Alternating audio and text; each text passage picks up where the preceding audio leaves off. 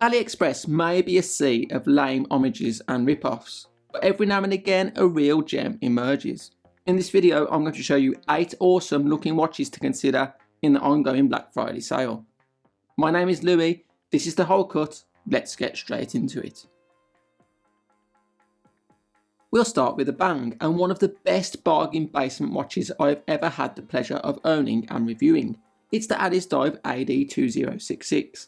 A cross between a Rolex Oyster Perpetual with its oyster style case and bracelet, and a Longines Conquest with the stunning pastel mint green dial with concentric circular pattern. The decision to use a Seiko VH31 Mecha Quartz movement rather than the affordable favourite mechanical Seiko NH35 not only retains the mechanical style second hand sweep, but helps to keep the case that little bit slimmer and more elegant. The 36mm case size means it's going to wear really well on almost any wrist. It's near perfect everyday watch for the money, better than any Casio in the price range and even Seiko 5s that cost double the money or more. If you don't like the mint green dial, it's also available with a white or a space grey dial, but in any case it's around £40, which is $45 in the sale. It really is the biggest no-brainer on the list.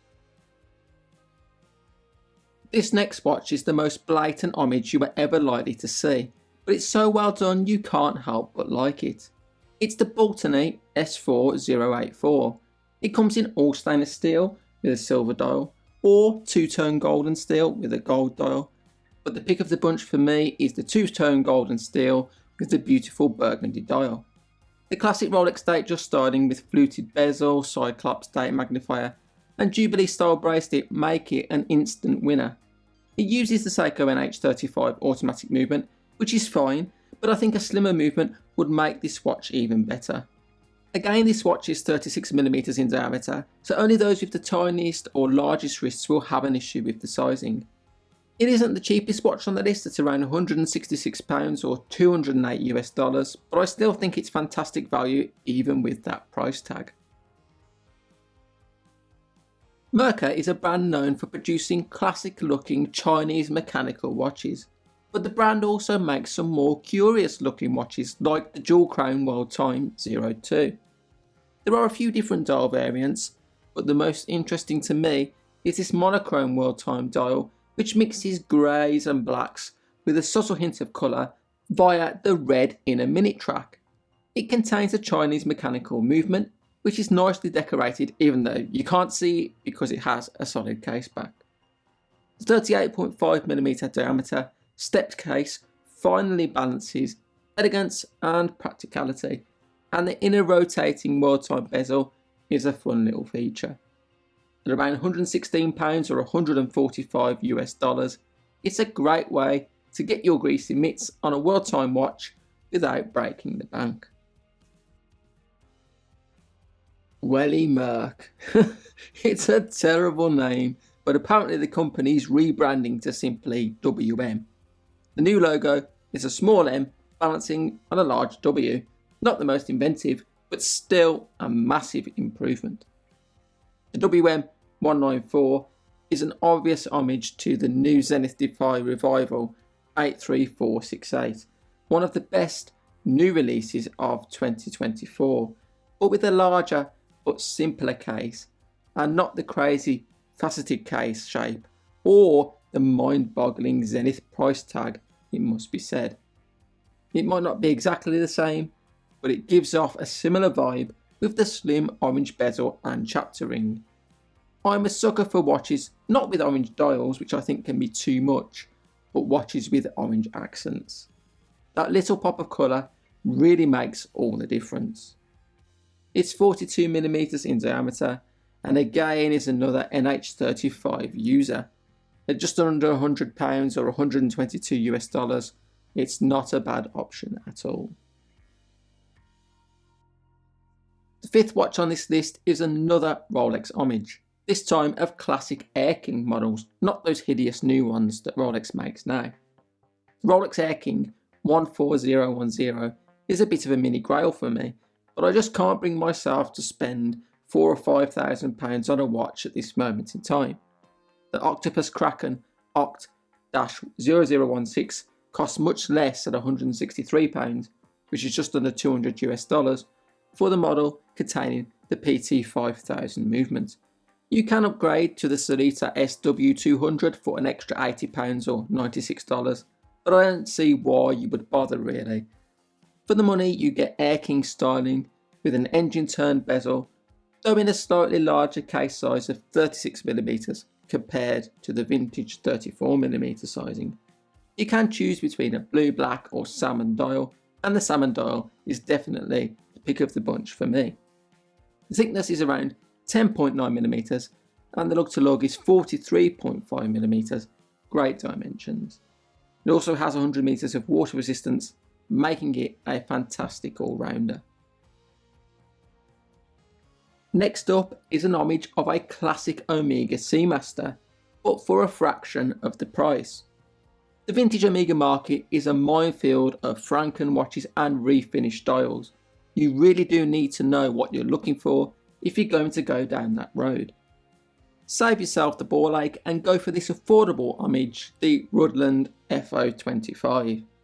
It comes in a choice of black or brown dial, and with or without a logo, but my favourite is the brown dial with the logo. The dial is absolutely gorgeous with its tropical patina-like design, and the finishing on the case and the lyre or twisted lugs is really fantastic. You can't go wrong with Seamaster styling. The sizing will please a lot of people too, with a diameter of around 41mm, thickness of 13mm and lug width of 20, and a lug to lug of 48. Again, it uses the automatic Seiko NH35 movement. It's not all good though. It does have a mineral crystal rather than sapphire, and an unsigned crown, but those aren't deal breakers for me, maybe they are for you. I bought one of these watches and I will have a full review coming soon. I paid £108 including applicable UK taxes, which is around $135. Just an absolutely awesome watch. If you don't know the Pierre Paulin brand, you might assume this next watch costs a lot more than the actual price.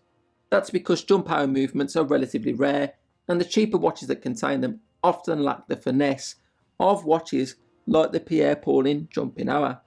The styling absolutely nails the look of vintage jump hour dress watches. This version has a beautiful step case and guilloche style dial. The little window below the 12 o'clock displays the hour rather than the date, as one might usually expect to see.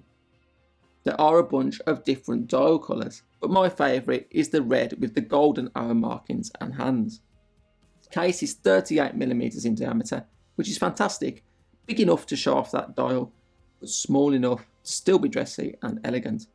It uses the Seagull ST17 mechanical movement. At less than £100 or $125, it's a real bargain, no doubt about it. If there's one type of homage watch I really appreciate, it is an homage of a long forgotten and discontinued classic model. The Pagani Design PD1785 is very reminiscent of old Tudors and Rolexes from the 1950s and 60s. I love the golden dial with claw-like hour markers and sword hands. I think it's absolutely gorgeous. It's actually the second version of this watch from Pagani Design, the previous one being the PD1723, which used the PT5000 movement, a clone ETA 2824. The PD1785 uses the old workhorse, Seiko NH35, which makes this more affordable than the previous version, but also a bit thicker. The 36.5mm diameter is fantastic, but 12.5mm stick is slightly on the thick side for a dressy watch. If only Pagani Design would take a leaf out of Addiesdive's book and use the Seiko VH31 and slim this right down, it would be awesome. Still, as it is, it's attractive and affordable and classy, so you can't complain too much, especially as it only costs around £60 or $75, which is very reasonable. There we go, that's 8 watches. Let me know in the comments what you think. Can you think of any I've missed and should have included? That's all I've got time for today. Thank you for watching, and I'll see you again next time.